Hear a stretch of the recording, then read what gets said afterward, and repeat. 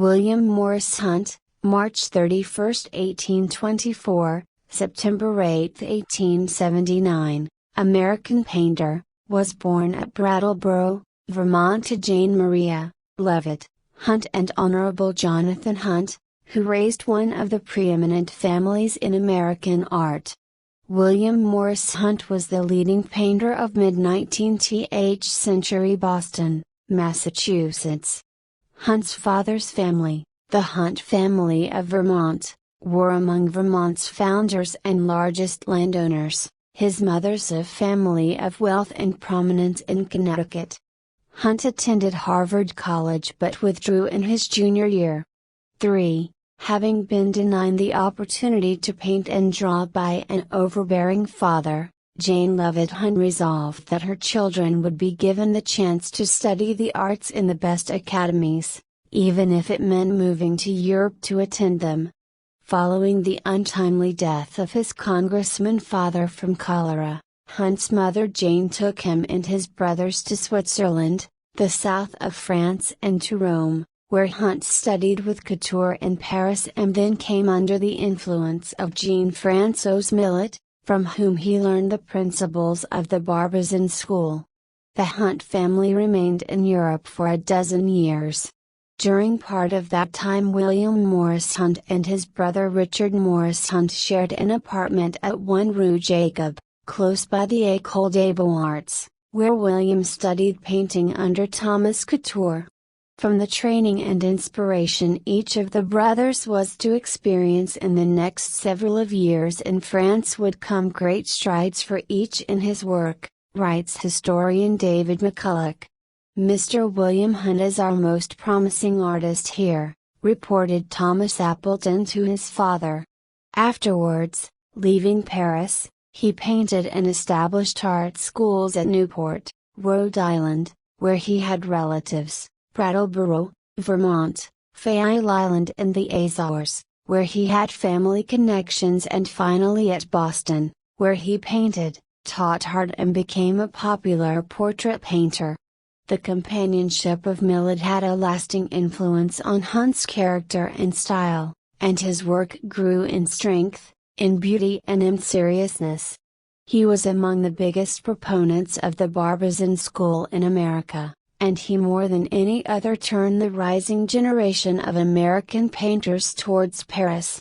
About his influence, S.G.W. Benjamin wrote in a posthumous assessment of Hunt, to the late William M. Hunt, that we must describe the general impulse toward foreign styles now modifying the arts of design in this country. The power of Mr. Hunt was felt in directing a large number of young art students to visit Paris, and eventually also Munich, at each of which the tendency has been for some years toward bolder methods in the techniques of art. The result has been to introduce to America a truer perception of the vital importance of style in the present stage of our art, and to emphasize the truth that he who has anything to say will make it much more effective if he knows how to give it adequate utterance.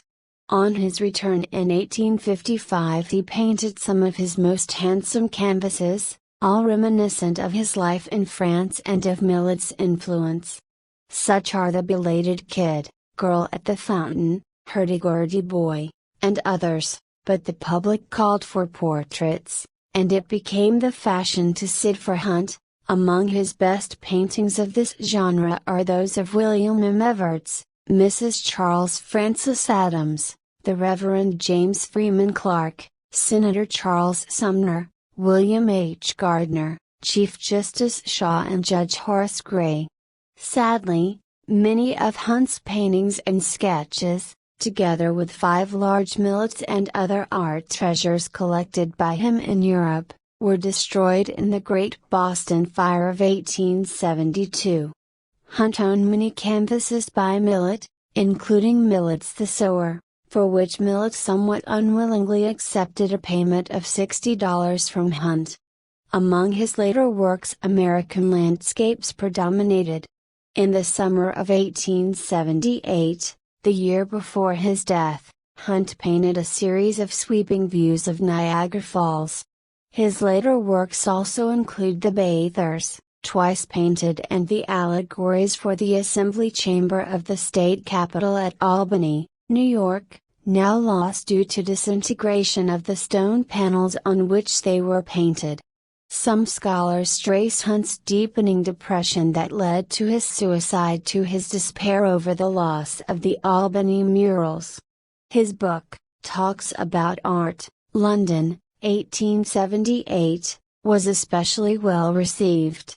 Nor did Hunt confine himself to oil painting. He was prolific, working as a lithographer and sculptor as well. From 1850 to 1877, the Vermont native was Boston's leading portrait and landscape painter. There was a backlog of Brahmins clamoring to be painted by him. Hunt is widely credited for having influenced the styles of Winslow Homer, Childe Hassam, and John Joseph Finucane.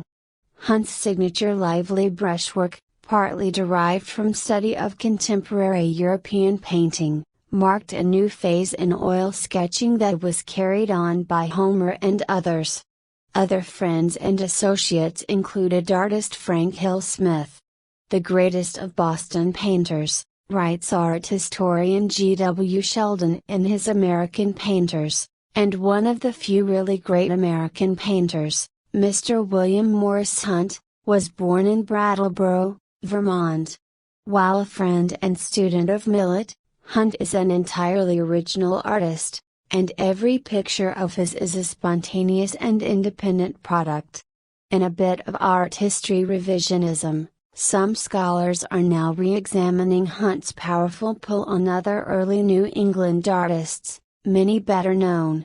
In 1855, Hunt was married in Paris to Louise Dumaresque Perkins, daughter of Thomas Handised Perkins, Jr., a Boston merchant, philanthropist and patron of the arts. William Morris Hunt was an important figure in New England arts and society, helping to turn the attention of the cognoscenti towards development in the European art world. Besides collecting himself, Hunt encouraged other Boston collectors to buy works by European artists such as Millet, Claude Monet, and others. After one early exhibition of French artists at the Boston Athenaeum, including works by Millet and Rousseau, for instance, an art professor at Harvard had written a condemnation in a Boston newspaper. Outraged, painter Hunt fired back a response in the Boston Daily Advertiser. "It is not our fault we inherit ignorance in art," Hunt wrote, "but we are not obliged to advertise it." In 1867, for instance, Hunt and his wife sailed to Paris to attend the opening of the Exposition Universelle. In his lectures and art classes, Hunt attracted large numbers of students, many of them from prominent Brahmin families. The Boston philosopher and author William James studied with Hunt for a time, before turning away from painting to concentrate on his writing. In 1871, Hunt was elected into the National Academy of Design as an associate academician. Certainly Hunt's career owed a debt to Boston's intellectual ferment. A luncheon at his club on February 27, 1870, for instance, found these members of Hunt's circle dining together: Ralph Waldo Emerson, James Russell Lowell, Henry Wadsworth Longfellow, Edward Clark Cabot, Martin Brimmer, Thomas Gould Appleton, William James, Francis Blackwell Forbes, and James Thomas Fields. Joining the group as guest was Erastus Brigham Bigelow, a founder of the Massachusetts Institute of Technology. William Morris Hunt died at the Isles of Shoals, New Hampshire, in 1879, apparently a suicide. Hunt had gone to the New Hampshire shore to recover from a crippling depression. But he continued to work, executing his last sketch 3 days before his death. His body was discovered by his friend New Hampshire poet Celia Thaxter. His brother Richard Morris Hunt was a celebrated architect. His brother Levitt Hunt was a well-known photographer and attorney. A fourth brother, Jonathan, was a Paris physician who also committed suicide. The William Morris Hunt Library of the Boston Museum of Fine Arts is named in honor of this painter. Hunt was a founding member of the Museum of Fine Arts Museum School. Following Hunt's death, his Harvard classmates and other Bostonians contributed to a fund to purchase many of his paintings and donate them to the Museum of Fine Arts.